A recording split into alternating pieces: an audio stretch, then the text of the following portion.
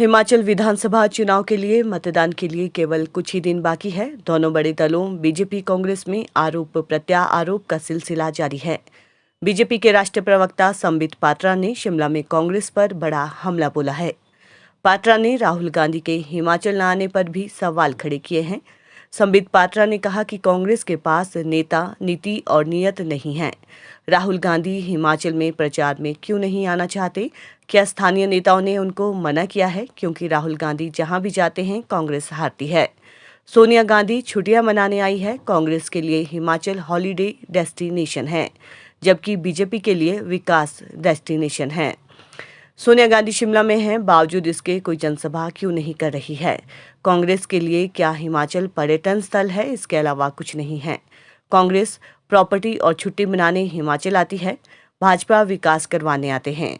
भाजपा से पीएम से लेकर आम कार्यकर्ता हिमाचल में आ रहे हैं। उन्होंने कहा कि कांग्रेस की अपनी गारंटी नहीं है, वो क्या गारंटी देंगे?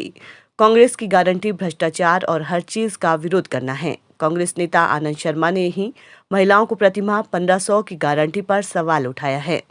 कांग्रेस एटीएम की पार्टी है, जहां भी इनके कुछ एमएलए जीत जाते हैं वहां से भ्रष्टाचार कर पैसे निकालकर दिल्ली भेजना इनका एजेंडा होता है।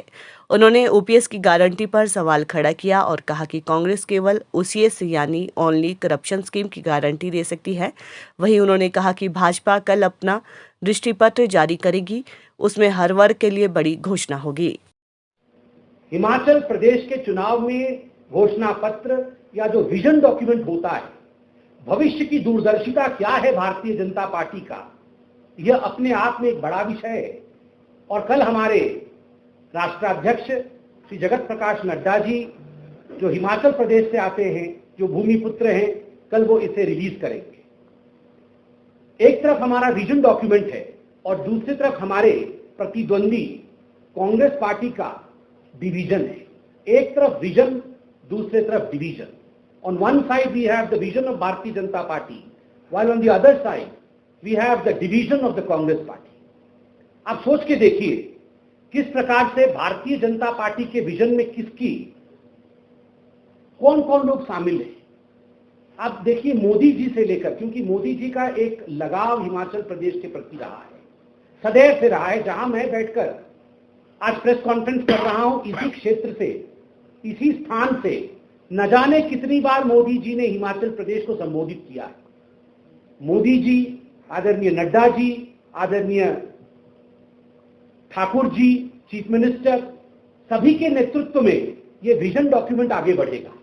और वहीं जहां तक कांग्रेस पार्टी के डिवीजन का सवाल है, आज मैं इस मंच से सवाल पूछता हूं कांग्रेस पार्टी से कि आपका नेतृत्व किसका है? कांग्रेस किसके नेतृत्व में चुनाव लड़ रही है? न नेता है, न नियत है, न नियति है। नीति नहीं है, नेता नहीं है, नेतृत्व नहीं है, और आप चुनाव लड़ने की बात करते हैं।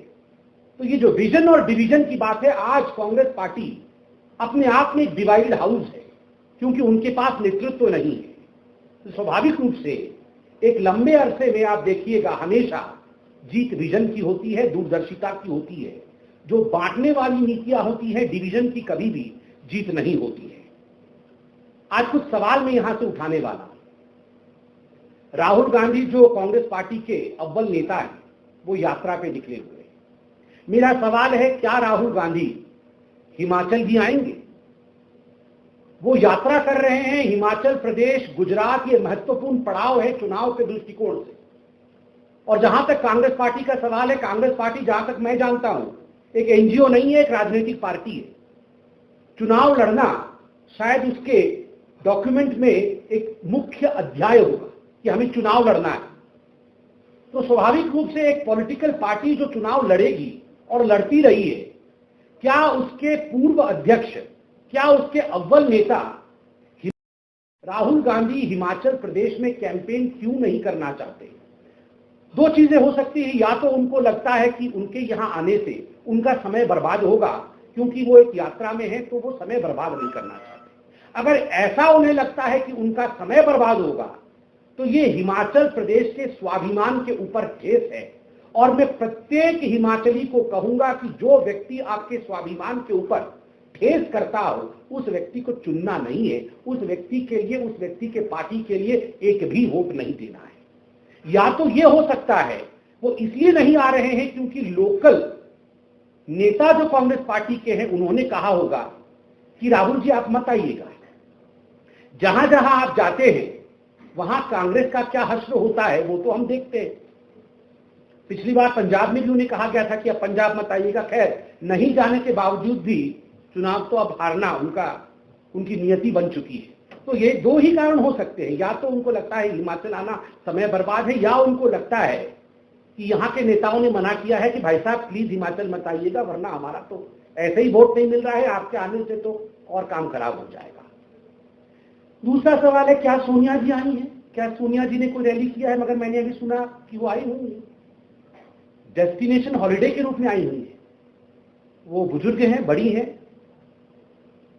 ईश्वर उनको लंबी आयु दे, वो स्वास्थ्य लाभ करे। हिमाचल प्रदेश स्वास्थ्य लाभ के लिए जाना जाता है, मैं इस पर टिप्पणी नहीं करूंगा। मगर मुझे दुख इस विषय का लगता है कि कांग्रेस के बड़े नेता शिमला को, हिमाचल को, धर्मशाला को, सोलन को और इत्यादि स्थानों को ये डेस्टिनेशन हॉलिडे के रूप में देखते हैं, डेस्टिनेशन विकास के रूप में, डेस्टिनेशन डेवलपमेंट के रूप में नहीं देखते हैं। मोदी जी इसे डेस्टिनेशन डेवलपमेंट के रूप में देखते हैं, यही फर्क है। आते तो हैं ये कांग्रेस के नेता, फार्म हाउस में बंद रहते हैं, बाहर नहीं निकलते हैं। राहुल जी नहीं आके यहाँ कैंपेन करेंगे, सोनिया जी यहाँ आके कैंपेन नहीं करेंगी, मल्लिकार्जुन खड़गे जी अभी तक आए हैं क्या? मल्लिकार्जुन खड़गे जी भी अभी तक नहीं आए हैं। आज मैं यहाँ से चैलेंज करता हूं, आज भारतीय जनता पार्टी ने ललकारा है, अरे कम से कम अपने नवनियुक्त अध्यक्ष को तो भेज दीजिए, प्रथम परिवार तो नहीं आ रहा है, कम से कम खड़गे जी को तो भेजिए, इतनी उदासीनता क्यों? और मुझे लगता है हमारे इस ललकार को स्वीकार करने के बाद हो सकता है खड़गे जी आ भी जाएं, क्योंकि वो इस प्रेस कॉन्फ्रेंस को देख रहे हैं, इसमें कोई दो मत नहीं। मैं ये सवाल, अच्छा किसी ने बताया कि प्रियंका जी तो आई हुई है। With all due respect,